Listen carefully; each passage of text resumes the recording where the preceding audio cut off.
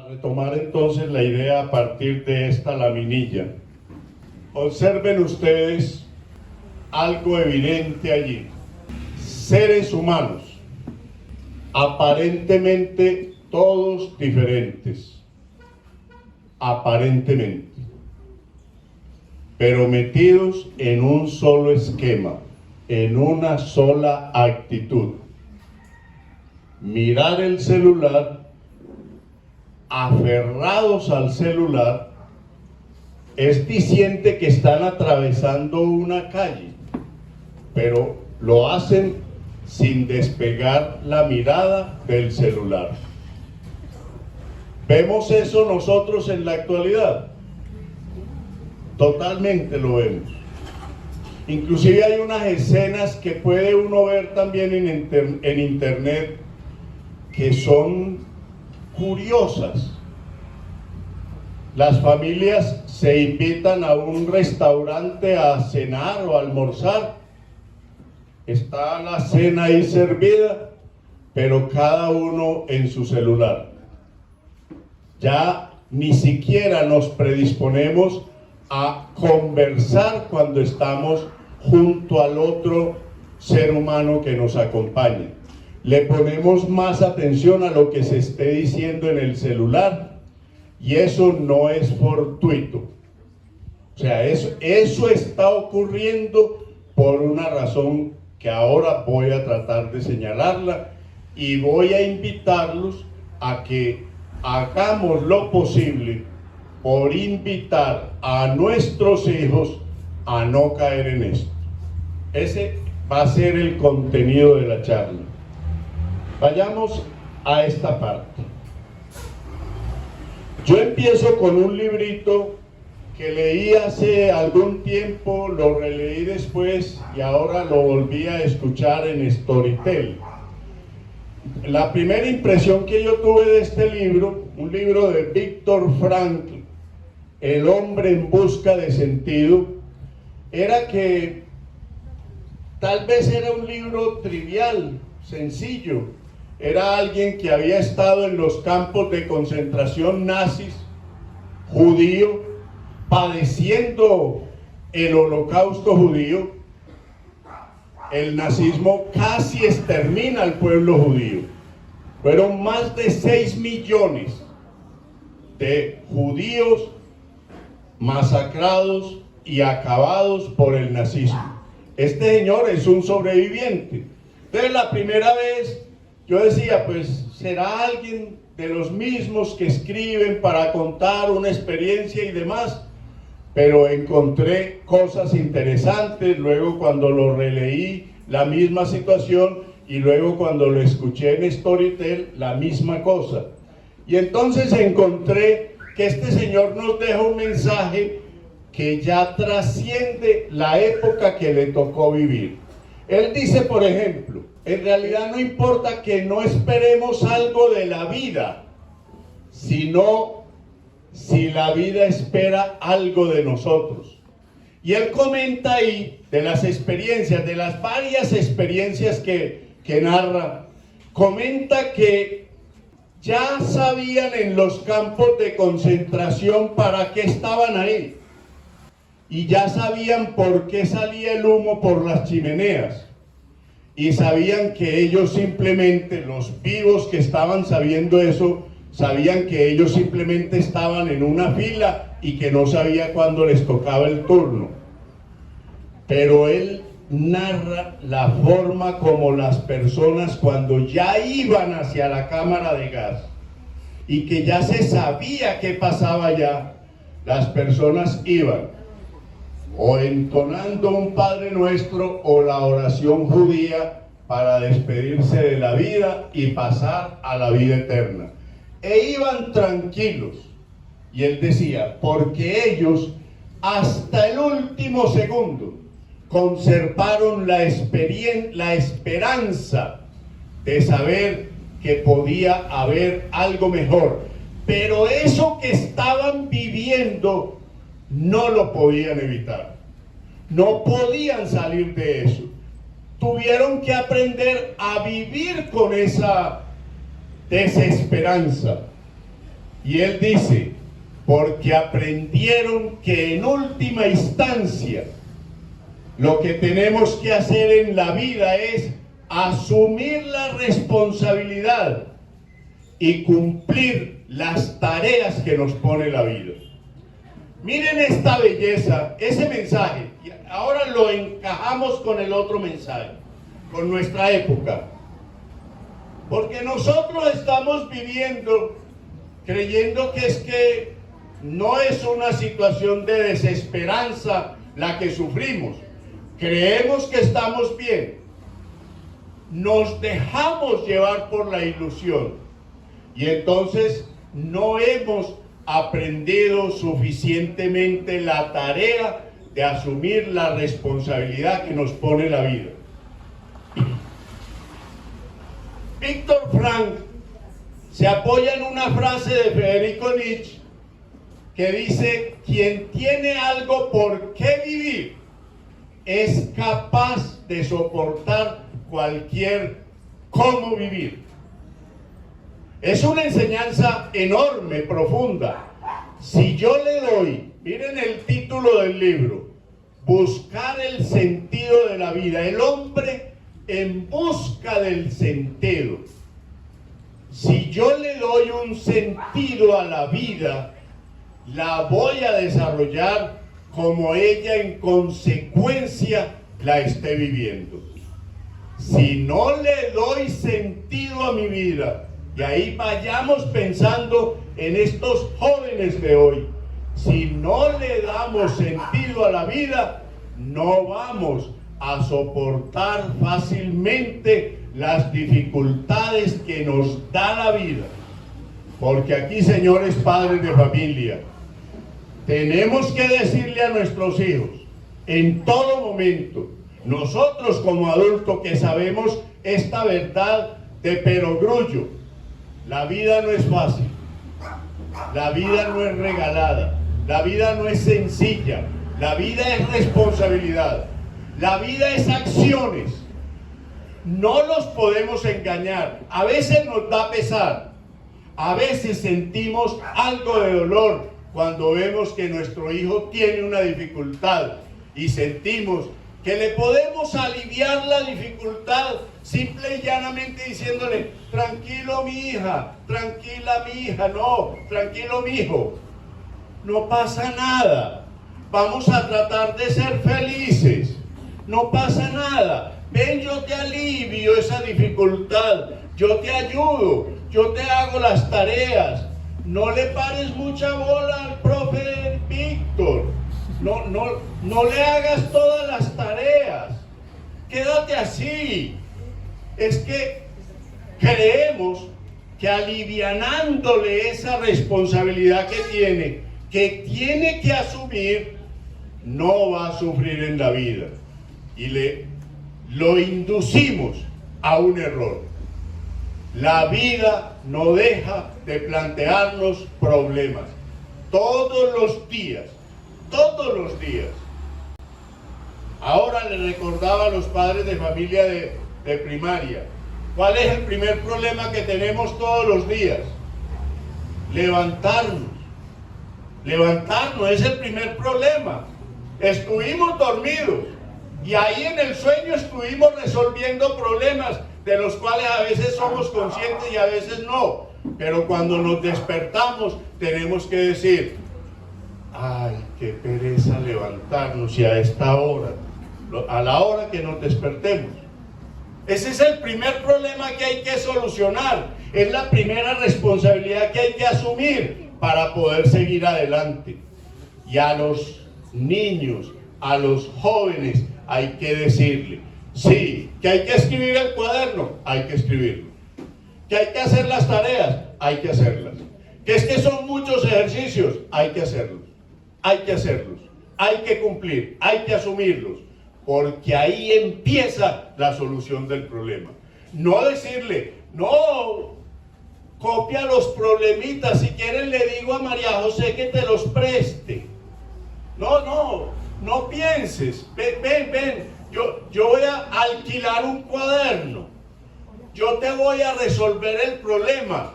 y precisamente le está causando el peor problema para la vida, que es: no pienses por ti mismo, no te desarrolles, no avances.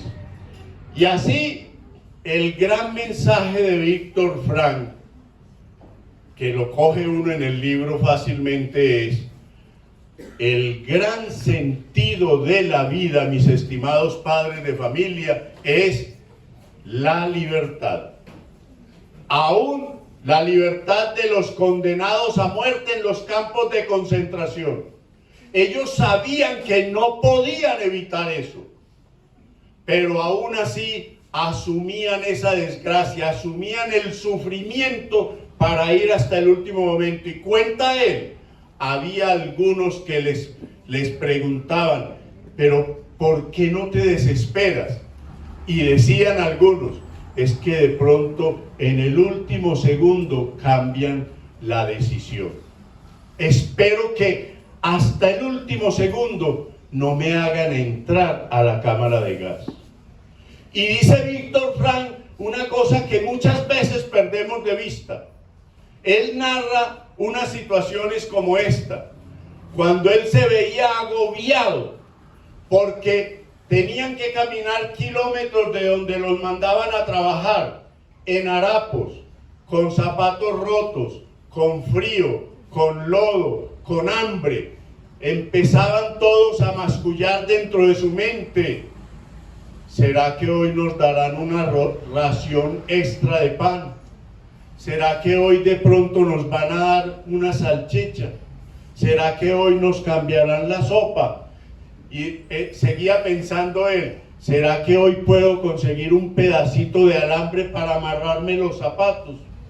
¿Será que hoy podré aliviarme la llaga que tengo en los zapatos? Y cuando se veía desesperado en esos pensamientos angustiosos, decía: ya no más, Víctor, piensa en otra cosa. Y se transportaba en el tiempo y se imaginaba dando una conferencia ante un público sano y libre, y aliviaba sus penas y sentía que podía soportar otra noche más, otro día más. Y cuenta el caso de una persona que un día, como él era el psicólogo conocido en el campo de concentración, una persona le dijo: doctor, quiero decirle un sueño que me ocurrió y me parece muy hermoso. ¿Cuál es el sueño? He soñado que el 30 de marzo nos van a liberar. Y estaba cerca el 30 de marzo, estaba en febrero. He soñado que el 30 de marzo nos van a liberar. Y todos los días le repetía: pasó un día y no nos han liberado, pero estoy seguro que el 30 de marzo sí nos liberan.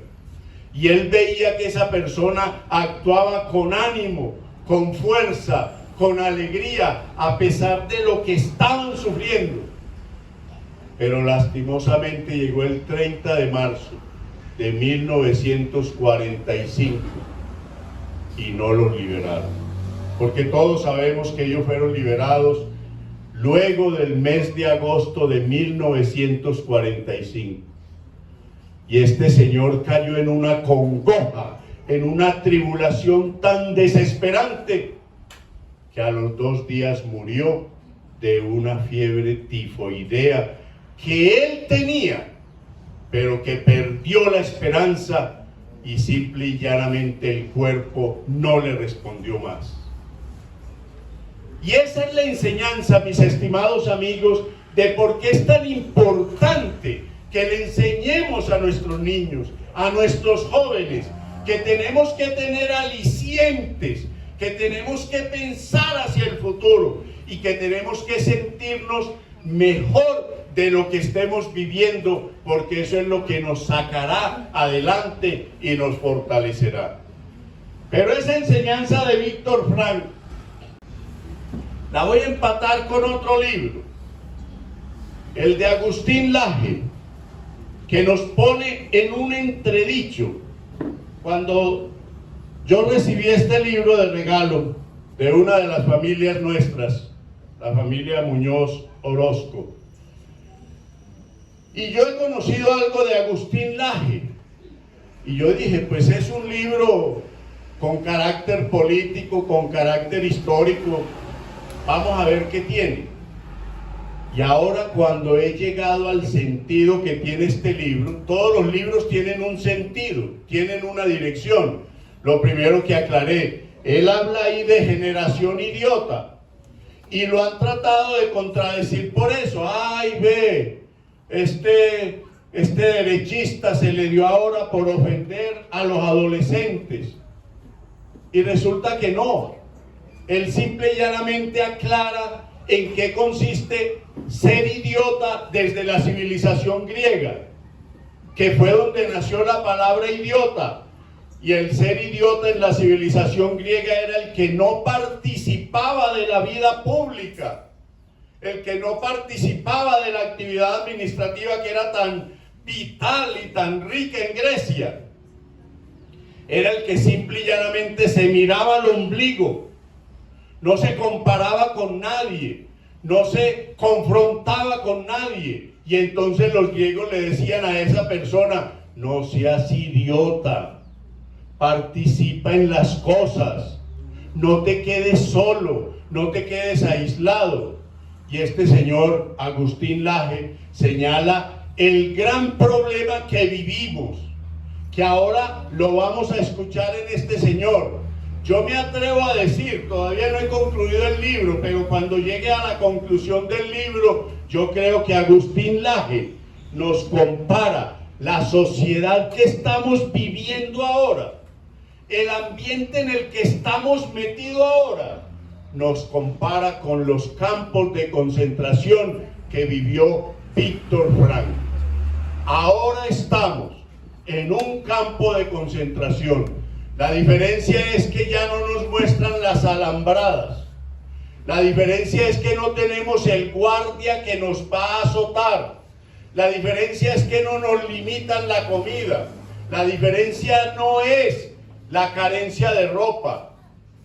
La diferencia es que ahora carecemos de otras cosas. Carecemos de un sentido de la vida propio, autónomo. Recuerden la figurita de la primera diapositiva.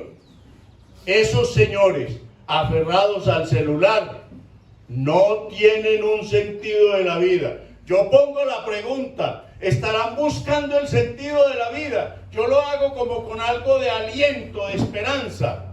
Pero es que resulta que hay cosas de ese mundo del celular, de ese mundo digital, que no nos deja mucha esperanza. Y escuchemos hasta dónde ha llegado el problema y cómo le están tratando de dar solución. Porque, señores padres de familia, no nos engañemos. Tenemos un problema grave ante nosotros. Y el problema lo van a vivir gravemente estos niños y estos jóvenes si no tomamos acción. Vamos a escuchar a este señor 5 minuticos y verán a dónde concluyo. Apaga el celular y enciende tu cerebro. Manipulación, control y destrucción del ser humano. Y en este libro, entre otras cosas, hablo acerca de los daños que está causando el uso de celulares y iPads en niños y adolescentes. Porque los datos sobre este daño que están causando las pantallas en las estructuras cerebrales de niños y adolescentes, además de todos los problemas psicológicos que se siguen, son bastante contundentes. Y esto en el libro me lleva a plantear una serie de argumentos bien fundamentados sobre el hecho de que niños y adolescentes no deberían estudiar con pantallas. Estos mismos datos han llevado recientemente al gobierno de Suecia a prohibir las pantallas en todas las escuelas del país al comprobar la menor capacidad de retención, problemas de memoria, problemas de atención y la disminución de la comprensión lectora, además de la baja creatividad en los estudiantes. Es decir, las pantallas están creando toda una generación de alfabetos funcionales y por eso la ministra de Educación de Suecia, Lotta Edholm, anunció el 15 de mayo la eliminación del proyecto de digitalización y tecnología de Suecia, que ahora va a ser reemplazado por un proyecto enorme que se basa en estudiar directamente de libros. Para eso, el gobierno de Suecia va a subvencionar con 60 millones de euros en el año 2023, más 45 millones de euros que se van a sumar en el año 2024 y 2025 para que los niños vuelvan a los libros en el aula. En el futuro, el gobierno quiere ver más libros de texto y menos tiempo de pantalla en la escuela, afirmó la ministra. Y el último objetivo es recuperar la política de un libro por asignatura y por alumno. Ahora, es interesante notar que Suecia ha comprobado el fracaso de la educación digital, ya que, como muchos sabrán, fue uno de los países pioneros en la digitalización masiva de las escuelas, cuando en el año 2008 el Consejo Europeo recomendó transformar la educación en aprendizaje electrónico.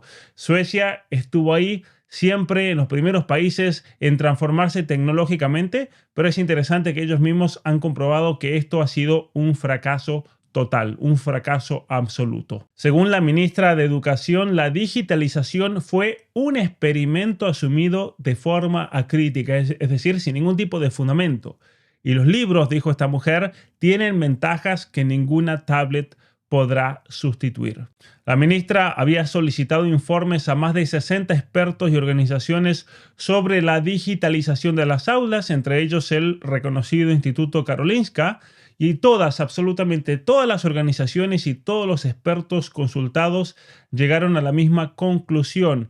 La investigación del cerebro en niños muestra que no se benefician de la enseñanza basada en pantallas. Y es por eso, por ejemplo, que mi libro le dedica 2 capítulos enteros a los efectos de las pantallas en las distintas funciones cerebrales, como a todas las consecuencias en la conducta por el uso de pantallas en niños y adolescentes, algo que se manifiesta en serios problemas psicológicos como la adicción al celular, problemas de autoestima, los trastornos alimentarios, la depresión y el suicidio. Por eso yo creo firmemente que las escuelas, en vez de promover una alianza con la tecnología que no lleva absolutamente a ningún lado, deberían ser parte de este proceso de concientización y trabajar junto a los padres para que se atrase el ingreso de los niños y adolescentes a las redes sociales la mayor cantidad de tiempo posible.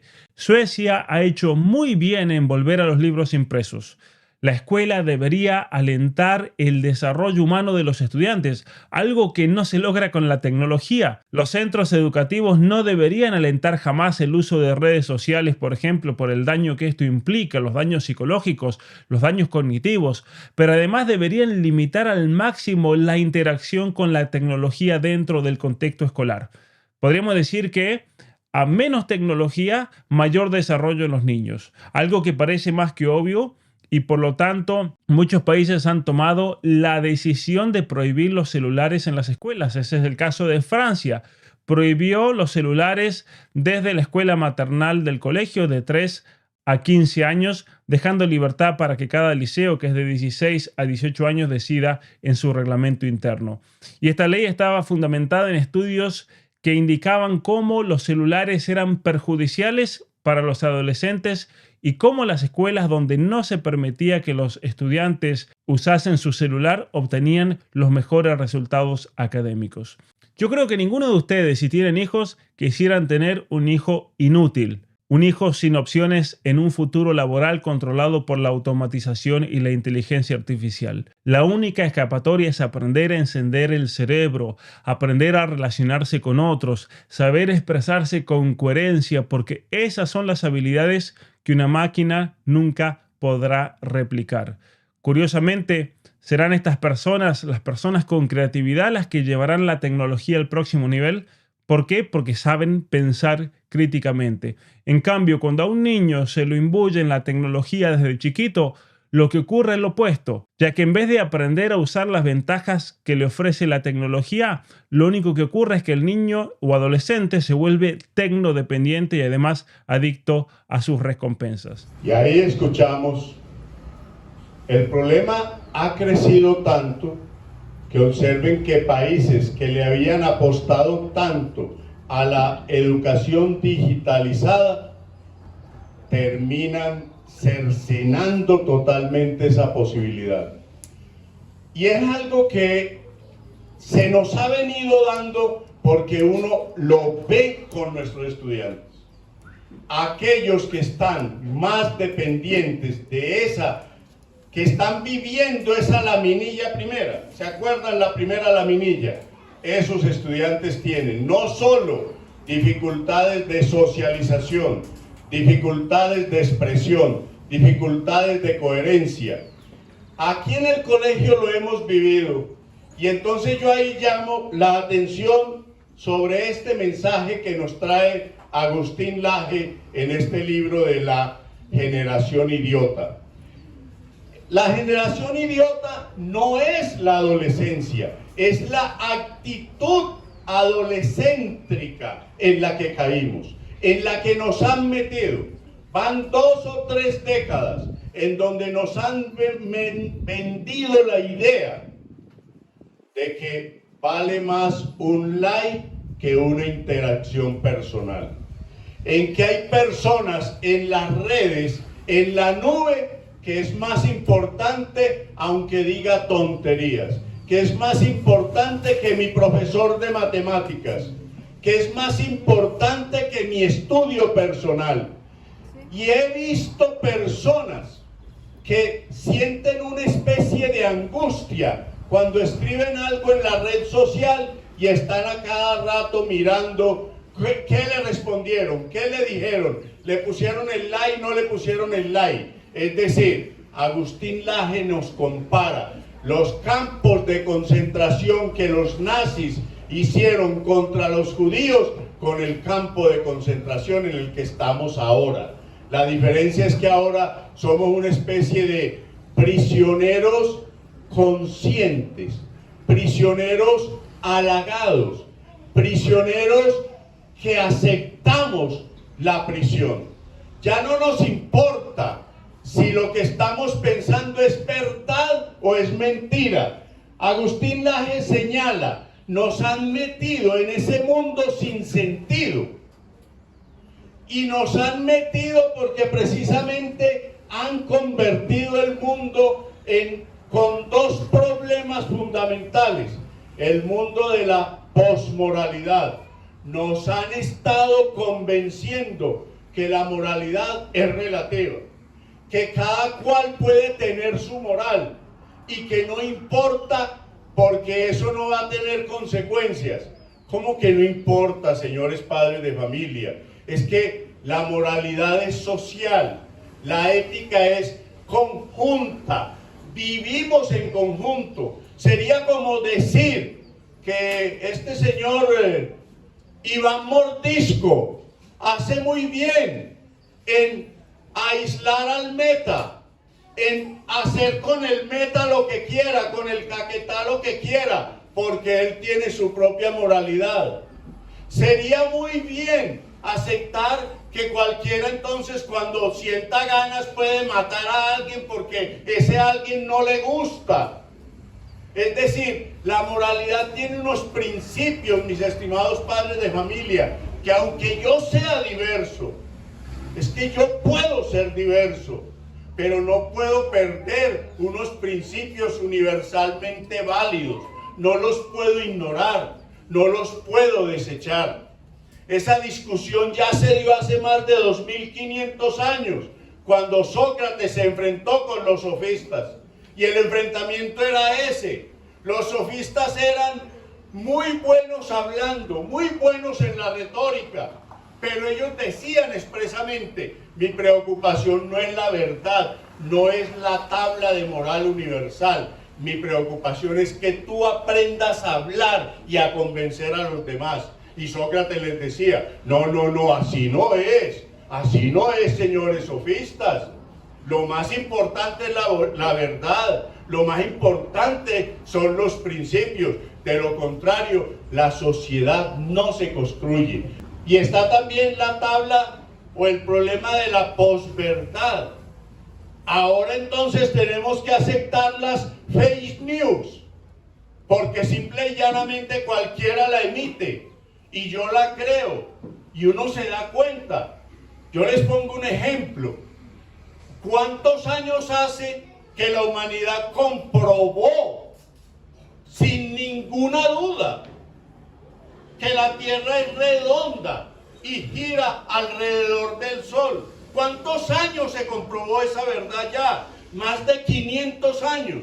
Y ahora a alguien se le ocurrió en esta era de la posverdad que no, que la tierra no es redonda, que la tierra es plana. Y entonces volvimos al terraplanismo.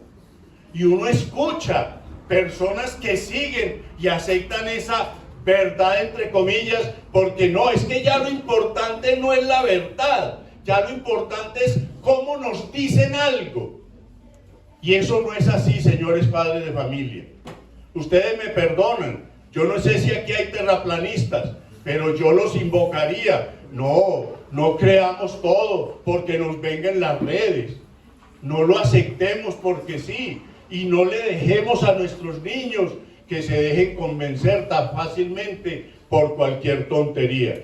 Y miren, el gran problema en la que nos ha metido la época posmoderna, el campo de concentración en que nos metieron, el campo de concentración del nihilismo, de no creer en las verdades fundamentales, no creer en los principios fundamentales. Seamos nihilistas, ya no nos preocupemos por seres trascendentes, no le pongamos mucho valor a orar, no convivamos entre familias sanamente. ¿Eso para qué? Eso no vale la pena. Las familias son viejas, ya mi papá es viejo y el abuelo no tiene nada que decir, él está pasado de moda. No, me reúno con Federico, con Pipe, con María, mi parcera del alma, la que me sigue en las redes, la que me dice cómo estoy yo, cómo van mis likes. Y lo peor, ustedes han escuchado la preferencia de profesiones que hay hoy en día dolorosamente en Colombia y en Argentina. Dolorosamente. A mí me duele.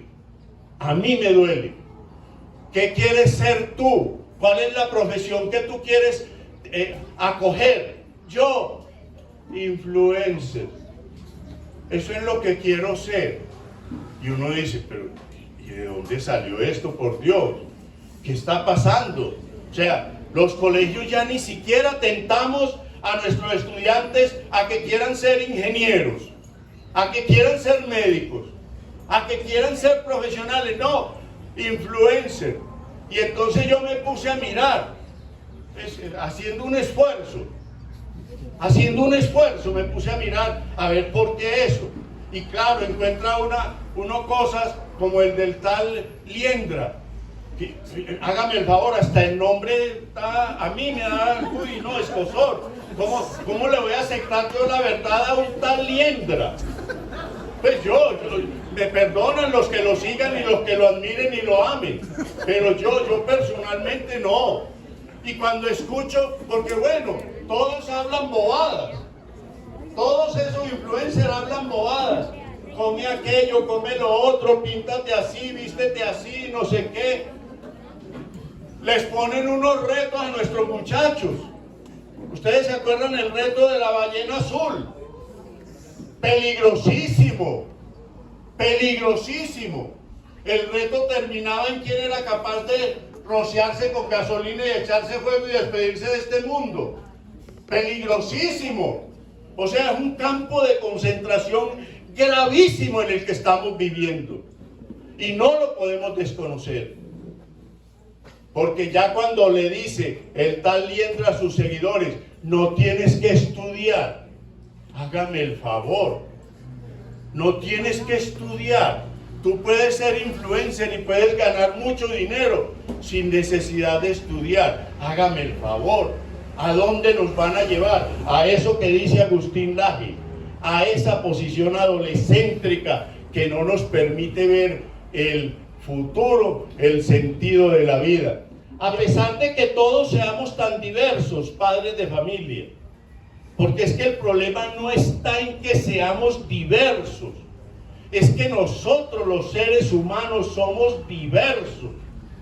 A uno nos gusta el vestido clásico, a otro le gusta la pantaloneta, otro le gusta el pelo largo, a otro el corto, otro se hace una marca para distinguirse, otro, bueno, diversos, pero no podemos dejar de perder la idea fundamental de qué es el bien. Agustín Laje nos dice, es que en este mundo nihilista, nosotros no podemos dejar perder el bien, la verdad, la belleza, la historia, la patria, el hombre, el trabajo, que son valores fundamentales. Si nosotros dejamos perder eso, apaga y vámonos.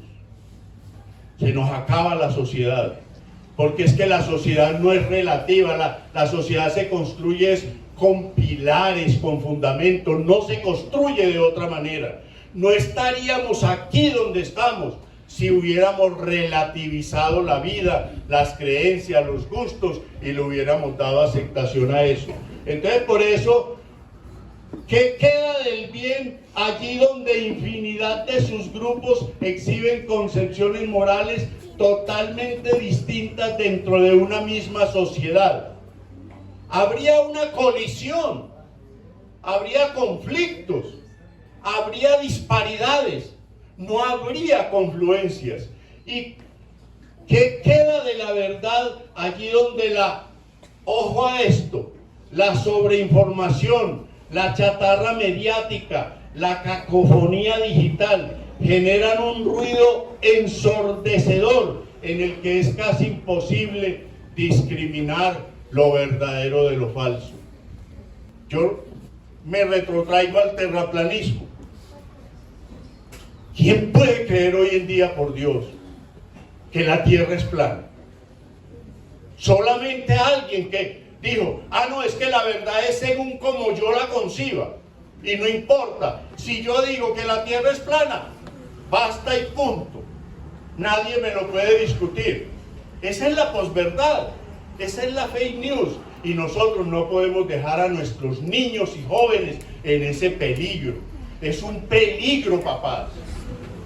Perdónenme si de pronto yo ya por mis años, porque ya mis 40 y pico de años de educador, ya don Rubén se volvió terrorífico. No, perdónenme.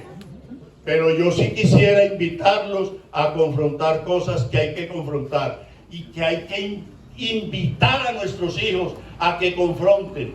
La dependencia del celular no es cualquier cosa. Yo he leído unos libros de psicología que me llaman mucho la atención porque dicen, claro, es que cuando tú no ves que el problema te arroja pus, cuando tú no ves que el problema no arroja sangre, cuando tú ves que no pasa nada visible, tú crees que el problema no existe. Y yo les digo, yo he visto jóvenes absolutamente dependientes del celular, que se descomponen, como decía el autor ahora, que si tú les quitas el celular, se descompone, trastrabilla, no sabe qué hacer, le da rabia, le da depresión, le da ansiedad. ¿Es eso bien? Porque eso no arroje pus, entonces no le ponemos atención. Porque eso no emita sangre, entonces lo dejamos pasar. No, señores padres de familia. Esa tecnología tiene ese problema y a ese problema hay que enfrentarlo como debe ser, como la ciencia lo plantea. Y por eso yo llego a esta parte, mis estimados padres de familia. El Ikigai japonés, porque a nuestros niños y jóvenes les tenemos que dar salidas. Ellos no tienen la culpa por estar en lo que están, pero nosotros como adultos sí somos responsables y les tenemos que dar salidas. Y una salida es, yo aconsejo esta, pero esto, o sea, no me crean a mí como si esto fuera una verdad universal. Pero los japoneses tienen un método para encontrar el sentido de la vida, que a mí me parece práctico, a mí me parece sencillo. Ellos lo llaman el Ikigai. Y observen ustedes lo que hay allí. A las personas, a nuestros niños, hay que enseñarles a que encuentre que lo que amas, lo haces bien. Y eso que amas te produce deleite y plenitud. aunque no te dé riqueza. Que cuando tú te dedicas a lo que amas, tú vas a obtener deleite y plenitud, aunque no tengas riqueza. Y que cuando tú observas detalladamente en lo que eres bueno, lo que ahora estaba conversando con el exalumno, el alumno Pavel, en lo que yo me siento bien, en eso en lo que yo soy bueno, yo ahí voy a estar sintiéndome con satisfacción y con un sentimiento de inutilidad. ¿Por qué? Porque está en juego mi pasión y mi profesión. Y a veces mi pasión puede ser muy grande y mi profesión puede ser pequeña. Entonces puedo sentirme así. Pero hay otra cosa también en lo que tengo que buscar, en lo que se te puede pagar. Porque es que, padre de familia, nosotros no somos eternos para nuestros hijos, ¿o no? Nosotros no somos eternos para nuestros hijos. Nosotros somos el apoyo de ellos. Nosotros somos la fortaleza de ellos. Pero ellos en algún momento les va a tocar seguir el camino, ¿cómo? Solos. Solos, padres de familia. Nuestros hijos están ahí, a donde están, por como nosotros los hemos puesto. Y entonces ahí les tenemos que decir, bueno, mi hijo, dedícate a buscar algo en lo que te puedan pagar. Porque luego, cuando yo no esté ahí, cuando yo no te pueda pagar lo que te doy, a ti te va a tocar defenderte solo. Y ahí es donde vas a encontrar que tú, en eso, porque tienes profesión y tienes vocación, te puedes sentir cómodo, pero con sensación de vacío. Porque tengo que hacer eso, tengo que sentir mi vocación y tengo que elaborar mi profesión para poder encontrar que en eso se me pueda pagar. Y la otra cosa, en lo que ha caído, en lo que hemos caído con la generación idiota que nos dice Agustín Laje, nos olvidamos, padres de familia, que tenemos que pensar también en el mundo, qué es lo que necesita el mundo. Por eso es que no es válido relativizar los principios, relativizar los valores. Por eso es que no es válido, porque es que el mundo lo hacemos entre todos. Los valores los construimos entre todos. Si no, yo vuelvo y pongo ese ejemplo de esa bestia de Iván Mordisco. Entonces sería aceptarle que lo que él está haciendo está bien, porque él cree en eso, porque esa es su ideología, porque eso es su ideal. ¿Le aceptaríamos eso? Yo por lo menos no lo acepto. Yo por lo menos no lo acepto. Y entonces, para pensar en esas cosas, mis estimados padres de familia, miren, nuestros hijos cuando aprenden a hacer lo que aman, lo hacen aunque tenga la dificultad que sea. A convencerse. Qué maravilla de proyecto le vimos a estos jóvenes ahora, porque salieron convencidos de esto que les presento aquí. Salieron convencidos que son tan buenos, que son tan excelentemente buenos, que nadie los pudo ignorar. ¿Saben cuáles fueron las mayorías de calificaciones que sacaron estos jóvenes en los proyectos? 4,9, 4,8, 4,7 y 4,6. Superior. Y nadie les regaló nada. Es que esto no es una rifa, esto no es un azar. Fueron 20 jurados los que calificaron a estos jóvenes y les dijimos, eres tan bueno, has hecho la cosa tan bien hecha que te mereces estas excelentes calificaciones. Y lo otro, padres de familia, porque eso de que ellos sean tan buenos, tiene que empezar por ustedes. Nosotros hacemos nuestra parte, nosotros cumplimos nuestra misión, pero tiene que empezar con ustedes. Tenemos que decirle, sí, mi hijo, es que para hacer las cosas hay que esforzarse, hay que tener disciplina, hay que sacrificarse. La vida no es una buena vida si no aprendes a que para hacer las cosas hay que hacer esfuerzo. Yo ahora veo aquí algunas caritas de nuestros estudiantes Y yo digo, ¿cómo salieron estos estudiantes a demostrarnos que son buenos a pesar de que sentían miedo? Yo los invito a que vean los videos de ellos. Sentían miedo, pero no se dejaron arrollar por el miedo. No dijeron, no, papá, es que la vida es bacana, papá. Ve cómo hace la liendra, ve, la liendra hablando paja y ve que gana una plata.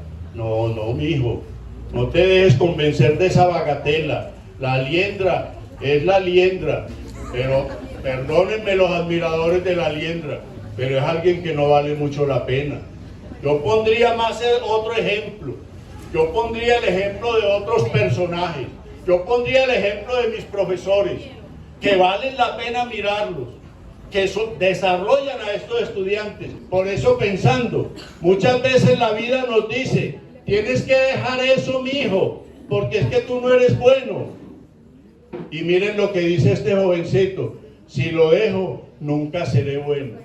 Y aquí vimos a un estudiante, ahora le van a dar un reconocimiento, y creo que los compañeros recuerdan, despertó la emoción, él solito.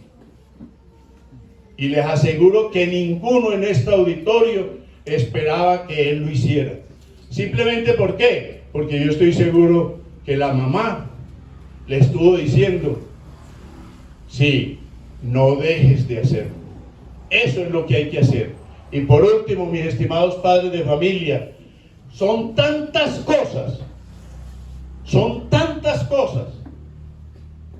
de las que el mundo espera de nosotros y espera de vuestros hijos, que no los limitemos a que estén aferrados a un celular que cada vez los está empequeñeciendo más y que cada vez los tiene en ese campo de concentración que Agustín Laje nos llama a que no compartamos.